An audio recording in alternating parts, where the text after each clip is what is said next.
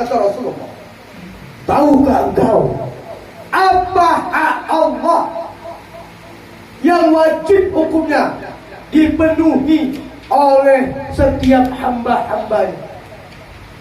Itu pertanyaan Rasulullah. Apa hak Allah yang wajib hukumnya dipenuhi oleh hamba-hamba Allah, dan apa hak para hamba yang pasti dipenuhi oleh Allah? Itulah pertanyaan Rasulullah.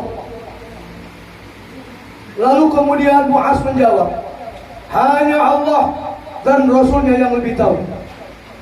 Kemudian Bapak Ibu yang dirahmati Allah, Rasulullah menyampaikan kepada kita umat melewati Mu'az bin Jabal, hak Allah yang wajib dipenuhi oleh seluruh hambanya adalah mereka mengabdikan dirinya hanya kepada Allah. Karena mereka mengabdikan dirinya hanya kepada Allah dan tidak berlaku syirik ataupun mempersekutukan Allah dengan sesuatu apapun. Lalu kemudian Rasulullah melanjutkan hadisnya, sesungguhnya Mu'az, hak seluruh hamba yang pasti dipenuhi oleh Allah adalah bahwa sesungguhnya Allah Subhanahu wa ta'ala tidak akan mengazab hamba itu yang tidak mempersekutukan Allah dengan segala sesuatu apapun. Itu. Ini hadis pertama Imam Bukhari, kedua Imam Muslim, ketiga Imam Ahmad, keempat Imam Tirmizi, kelima Imam Abu Daud, keenam Imam An-Nasai. 6 perawi hadis mengatakan hadis ini sahih dan sanad. Jadi Bapak Ibu, saya hanya mengimbau, saya meneruskan pesan Rasulullah melewati sabdanya yang kita dengar dari Mu'az bin Jabal yang diriwayatkan oleh 6 perawi hadis. Bapak Ibu, jangan kita buru-buru beribadah, tapi tahu kita dulu bagaimana mengabdikan diri hanya kepada Allah. Itu. Jangan, bukan tak penting, tapi jangan buru-buru beribadah kepada Allah. Tunaikan dulu hak Allah. Ini hak Allah, ini milik Allah yang wajib kita penuhi. Sudahkah kita mengabdikan diri hanya kepada Allah? Itu. Sudahkah kita tidak berlaku syirik dengan sesuatu pun? Coba renungkan Bapak Ibu. Inilah hak Allah yang pertama yang wajib kita penuhi. Kalau sholat, puasa, zakat itu perintah. Ini hak Allah. Mana hak Allah itu? Udah, bapak-bapak, ibu-ibu tunaikan. Ini makanya harus kita pahami. Wajib hukumnya kita memenuhi hak Allah, yaitu hanya mengabdi kepada Allah. Adalah mereka, kata Rasulullah, yang mengabdikan diri hanya kepada Allah. Jadi Bapak Ibu yang dirahmati Allah, maka ketahuilah olehmu, ibadah itu bukan mengabdi. Ini kan banyak ini menafsirkan Quran surah Az-Zariyat di mana? Wa ma khalaqtul jinna wal insa illa liya'budun. Dan tidak aku ciptakan, kata Allah, jin dan manusia kecuali hanya mengabdi kepadaku sebenarnya. Ada yang menafsirkan ibadah. Bapak Ibu yang dirahmati Allah, tolong pahamkan, ibadah itu buah daripada mengabdi. Kalau kita katakan tidak kuciptakan bangsa jin dan manusia kecuali, kata Allah, hanya beribadah kepadaku, maka Bapak Ibu putus pengabdian kita kepada Allah. Subuh sholat ibadah, habis setengah 6, terus jalan sampai jam 12 setengah 1, putus berapa jam? Sholat lagi setengah 1 zuhur, putus sampai jam setengah 4. Sholat lagi maghrib, putus sampai habis maghrib jam 7. Sambung lagi isya, Habis itu putus sampai suku berapa lama. Jadi ibadah bukan identik dengan abdi. Hanya saja Bapak Ibu, ibadah itu buah daripada mengabdi. Jadi apa ini maknanya mengabdi? Itu Bapak Ibu yang dimuliakan Allah, yang dikatakan hakikat daripada mengabdi, ingatanmu yang tak pernah lepas kepada Allah. Ingatanmu dengan ilmu Allah yang gak lepas. Ingatanmu kepada Allah kapanpun, dimanapun, dan dalam hal keadaan bagaimanapun. Itu hakikat mengabdi. Ingatanmu yang tak lepas kepada Allah dimanapun dan kapanpun dan dalam hal bagaimanapun.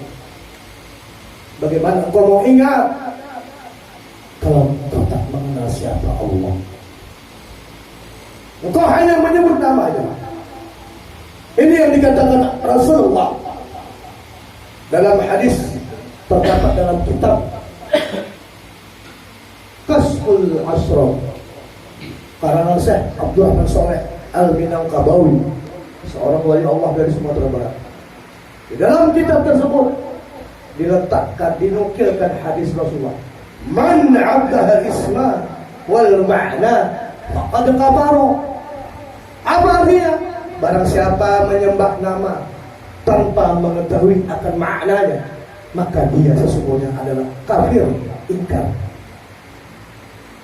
Menyebut nama tanpa mengetahui yang punya nama. Allah hanya nama. Dimulai terdapat dalam Asmaul Husna 99 nama yang baik. Allah, Rahman, Rahim, Malik, Qudus, Salam, Muhaimin, Azim, Jabbar, Al-Mutakabbir, sampai dengan Sabur. Disebut Asmaul, jumlahnya 99. Asmaul Husna nama yang baik. Rahman, bahasa Arab, artinya Maha. Rahim, bahasa Arab, artinya Maha. Malik, bahasa Arab, artinya menguasai atau Maha memiliki. Qudus, bahasa Arab, artinya sampai dengan Sabur, bahasa Arab, artinya semua bisa kita pindah bahasakan, kita tafsirkan. Dari Arab Rahman, Indonesia Maha. Lalu sedikit saja pertanyaan, apa arti Allah? Allah itu bahasa Arab. Wah, dijawab Tuhan. Salah. Tuhan dalam bahasa Arab Rabbi. Tuhan dalam bahasa Arab Ilahi. Allah itu Khalik. Itu satu ciptaan. Bagaimana Bapak Ibu coba berpikir? Sedangkan arti Allah aja kita nggak tahu. Bagaimana dengan dirinya? Itu. Maka Bapak Ibu yang dimuliakan Allah, sadarkanlah diri kita. Sudah sejauh mana kita mengenal Allah? Wajiblah mengenal Allah.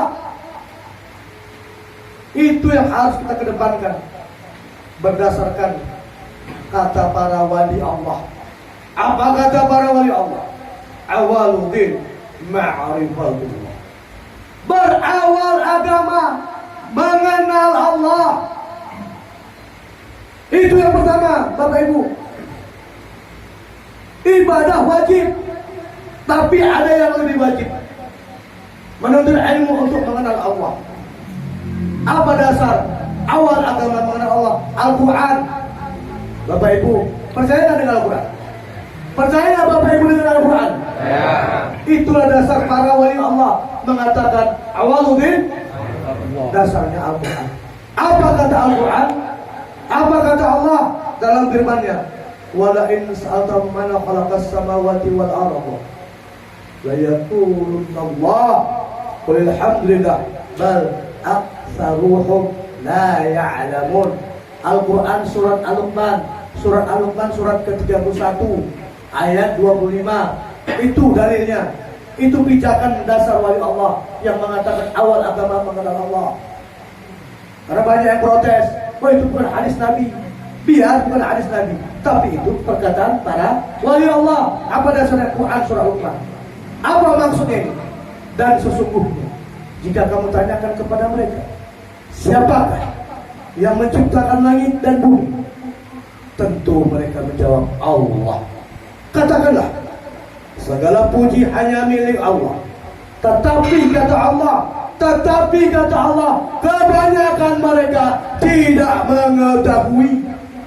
Nih, makanya wajib mengenal Allah. Untuk apa kita wajib mengenal Allah? Yang pertama agar bisa kita kembali kepada Allah. Al-Baqarah 156. Inna lillahi wa inna ilaihi raji'un. Itu yang pertama. Yang kedua, Bapak Ibu, adapun kita wajib mengenal Allah adalah untuk mendatangkan cinta Allah kepada kita. Kalau nggak cinta Allah kepada kita, Bapak Ibu. Apa alasannya? Hadis Qudsi. Itu hadis Qudsi. Apa kata hadis Qudsi yang terdapat dalam kitab Ad-Durrun Nafis? Siapa yang ada itu? Syekh Muhammad Nafis Idris Al-Banjari, seorang wali Allah dari Kalimantan Selatan. Tahun berapa? Tahun 1200 Hijriah. Kalau Masehinya tahun 16, abad ke-16. Sudah ada kitabnya di abad ke-16. Jangankan kita ya, akek album kita pun lahir. Abad ke-16. Seorang wali Allah telah menciptakan kitab, mengarang kitab di Mekah Al-Mukarram. Di dalam kitab Ad-Durrun Nafis, Syekh Muhammad Nafis Idris Al-Banjari menukilkan hadis Qudsi, meletakkan keterangan hadis Qudsi. Apa kata hadis Qudsi? Yaitu kata Zat yang Maha Suci. Kuntu kanzan makhfiyan fa ahbabtu an urafa fa khalaqtu khalqa liya'rifani. Apa maksudnya itu?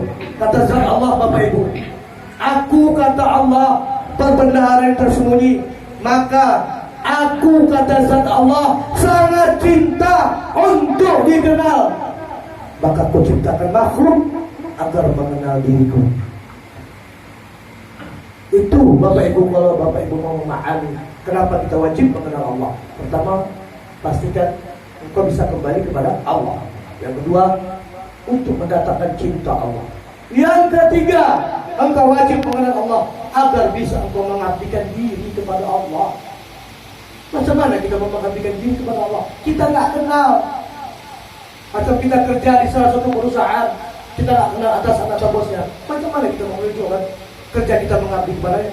Takkan bisa, Bapak Ibu. Hayal, berhayal kita dalam ibadah, berhayal. Nggak percaya, coba terakhir itu sholat.